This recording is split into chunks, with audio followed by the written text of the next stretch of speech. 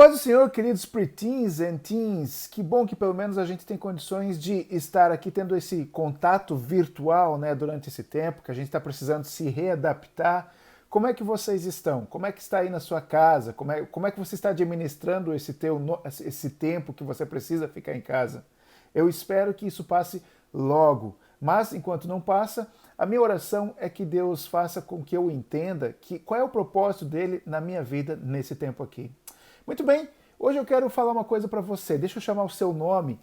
Larissa, Lucas, Jadiel, Felipe, Daniel, Samuel, Raica, Beatriz, enfim, todos vocês.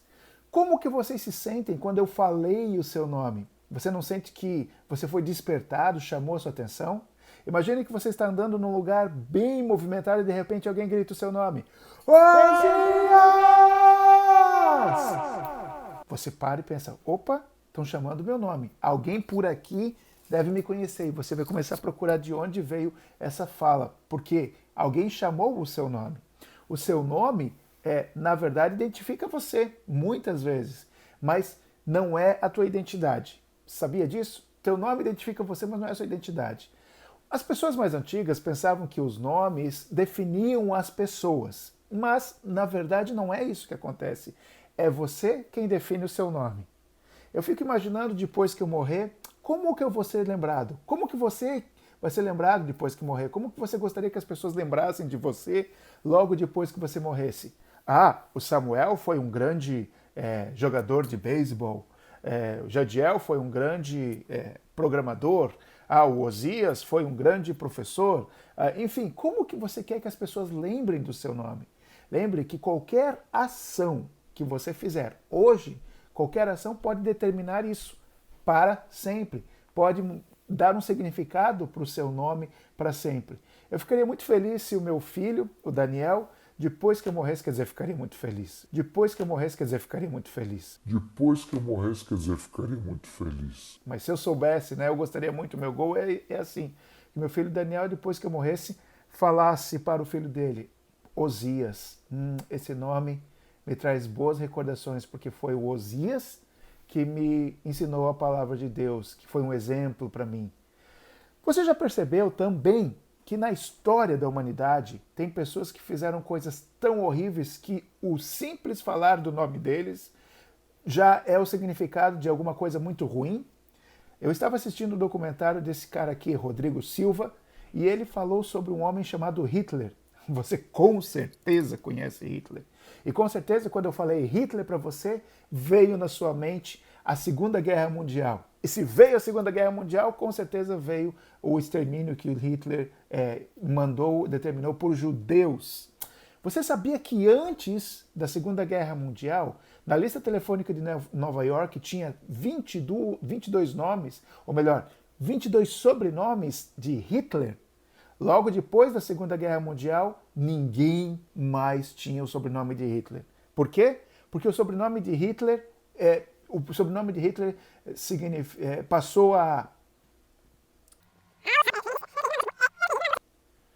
Porque o sobrenome de Hitler passou a significar alguma coisa ruim, passou a significar aquilo que ele fez. E o seu nome? O que significa hoje o seu nome e o que vai significar daqui para frente? Você que determina. Lembrando, as suas escolhas é que vão fazer isso. A Bíblia fala de um homem cujo nome tem um significado que se transformou em traição, mentira. Você sabe de quem que eu estou falando, né? De quem que é? Quando eu falo traição, mentira, de quem você lembra na Bíblia? Isso mesmo, Judas.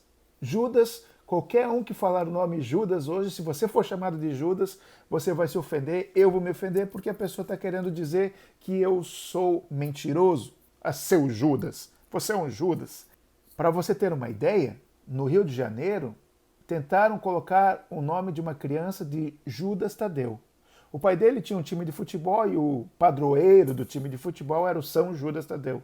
Então, em homenagem ao padroeiro do time de futebol, ele quis dar o nome do filho de Judas Tadeu. Sabe o que aconteceu? Ele foi proibido. Não deixaram ele registrar o filho com esse nome. Entendeu-se que quando a criança crescesse, ela ia ter problemas, porque tinha o nome de Judas. Então ela ia enfrentar problemas e não deixaram registrar a criança com esse nome. Aliás, parece-me que é proibido registrar alguém com um nome como esse, Judas. Olha só, nem sempre foi assim. Até Judas trair Jesus, o nome Judas era até um nome bonito. Você sabe o que significa o nome Judas? O nome Judas significa Jeová conduz. Isso mesmo. Talvez quando os pais de Judas escolheram esse nome para ele, estavam tendo a expectativa de que Judas seria uma pessoa muito usada por Jeová, muito usada por Deus. Jamais imaginaria que o nome do filho dele iria se tornar uma vergonha para o mundo. Judas era um homem comum. Quando Jesus chamou Judas, Jesus não chamou Judas com o propósito de ser traído por ele. Não. Jesus deu a Judas a oportunidade de servir a Deus e de se arrepender do seu coração ganancioso, do seu coração ligado ao dinheiro, do seu amor que ele tinha desenfreado pelo dinheiro. Judas era tão hipócrita que mesmo no momento mais evidente que ele poderia ser revelado, ele conseguiu ficar atuando. Tenta lembrar comigo daquele momento em que Jesus reúne todos os seus 12 discípulos. Jesus já sabe que aquela seria sua última refeição. E nessa reunião com seus 12 discípulos, Jesus lava os pés de cada um deles, inclusive de Judas, e Jesus fala que um deles iria traí-lo. O que acontece é que naquele momento que Jesus estava lavando os pés de Judas, que Jesus fala que alguém iria traí-lo, Jesus já tinha sido vendido por Judas. Antes daquela refeição, Judas já tinha ido até o Sinédrio, já tinha negociado o preço de Jesus. 30 moedas de prata. Sabe por que 30 moedas de prata? Era o preço de um escravo. Em Êxodo, o preço dos escravos foi estabelecido. Assim como nós temos uma tabela estabelecida para carros hoje, em Êxodo nós vemos um estabelecimento para o preço dos escravos. E Judas vendeu Jesus pelo preço de um escravo. 30 moedas de prata. Vamos ler na Bíblia como que os discípulos reagiram, inclusive Judas, quando Jesus falou que um deles iria traí-lo. O texto está em Mateus, capítulo 26, versículo 20, que fala o seguinte: Ao anoitecer, Jesus estava reclinado à mesa com os 12. E enquanto estavam comendo, ele disse: Digo-lhes que certamente um de vocês me trairá. E olha como os discípulos reagiram. Eles ficaram muito tristes e começaram a dizer-lhe um após o outro: Com certeza não sou eu, Senhor. E quando a Bíblia fala dizer um após o outro, está falando de Judas também. Judas também começou a atuar ali como se não soubesse de nada. Com certeza não sou eu, Senhor. Veja que se a gente for ler essa passagem em João, João traz detalhes mais específicos do que aconteceu ali. A Bíblia fala que num determinado momento, após Jesus dar muitas evidências de que Judas iria traí-lo, Jesus olha para Judas e fala: Judas, o que tens para fazer, faz depressa. E naquele momento, Judas, depois de comer o pão que Jesus colocou na sua boca, levantou-se e saiu, sem falar nada. A Bíblia fala que os discípulos ficaram sem entender nada. Por que Judas levantou e saiu? O que era o que tens para fazer, faz depressa? O que Judas tinha que fazer tão depressa que Jesus mandou ele fazer? A verdade é que ninguém desconfiou de Judas, porque Judas tinha uma aparência muito hipócrita, muito santa. Ninguém imaginaria que Judas iria trair Jesus. Talvez pensasse que se alguém traísse Jesus seria Pedro, que era impulsivo, que era bravo, que não pensava duas vezes para puxar a espada, que falava que Jesus mandou ele ficar quieto alguma vez. Talvez pensaria que fosse João, que às vezes era meio egoísta, pedia para Jesus para sentar do lado dele quando Jesus voltasse, quando Jesus estabelecesse o novo reino, mas ninguém imaginava que Judas seria o traidor. Algum tempo depois de terminar essa primeira Santa Ceia que Jesus instituiu, Jesus, com os seus discípulos, sai e vai para o jardim de Getsêmani. Algumas horas depois, aparece Judas, com um destacamento de soldados, com muitas pessoas, com um sacerdote, com o auxiliar do sacerdote. E Judas combinou com as pessoas para quem ele tinha vendido Jesus, que iria identificá-lo da seguinte forma: olha, aquele que eu beijar, esse é Jesus. E você conhece a história, né? Com um beijo, Jesus foi traído por Judas. Por isso que hoje ficou muito conhecida a expressão beijo de Judas, porque é um beijo de traidor. Quando prendem Jesus, começa um novo processo na vida de Judas. Judas começa a entender o que ele fez. E um peso muito grande começa a vir sobre os ombros de Judas. Judas começa a sentir uma tristeza muito grande. E ele se arrepende do que ele tinha feito, após perceber que mandou prender um homem inocente. Veja, e é um ponto que eu quero abrir um parênteses aqui, Judas não foi obrigado a fazer o que ele fez. Judas escolheu aquela ação. Nós não somos obrigados a pecar. Quando nós temos uma escolha na nossa frente, nós temos a liberdade. Deus nos deu a liberdade de escolher. E às vezes isso é difícil, né? Quando a gente precisa escolher alguma coisa, tomar alguma decisão que vai impactar, a nossa vida. Judas, naquele momento, ele teve a opção entre trair ou não trair Jesus. Ele teve a opção entre vender ou não vender Jesus quando ele tomou essa decisão. Judas se deixou levar pelo amor que ele tinha pelo dinheiro. Então, Judas tinha a escolha de fazer ou não fazer. Gente, nós podemos escolher as nossas ações. É opção nossa. Podemos escolher se vamos para a escola ou não, se bem que nesse caso não, né? Você é obrigado a ficar em casa. Mas você pode escolher ficar em casa ou não, obedecer às autoridades ou não. Você pode escolher fazer o que é certo ou não. Você pode escolher mentir ou não. Você pode escolher roubar ou não roubar. Você pode escolher as suas ações. Você pode escolher se você vai pecar ou não. Sim, você pode. Por mais que as pessoas sejam influenciadas pelo pecado, no final das contas, quem decide se nós vamos pecar somos nós mesmos. Você pode escolher isso, mas as consequências das suas ações são obrigatórias. Não pode escolher ter consequência ou não. Seria muito bom se nós pudéssemos ter ações e eliminar as consequências, né? Mas não. Todas as nossas ações causam uma reação, né? Essa é a lei da física. Toda ação tem uma reação. Se eu não me engano, é uma das leis de Newton. Me corrijam aí se eu estiver errado. Toda ação causa uma reação. Toda decisão que você tomar traz uma reação. Quando eu falo decisão, eu quero falar especificamente na hora de pecar. Na hora do que você vai ver, na hora do que você vai falar, na hora do que você vai fazer. Veja que interessante a história de Judas.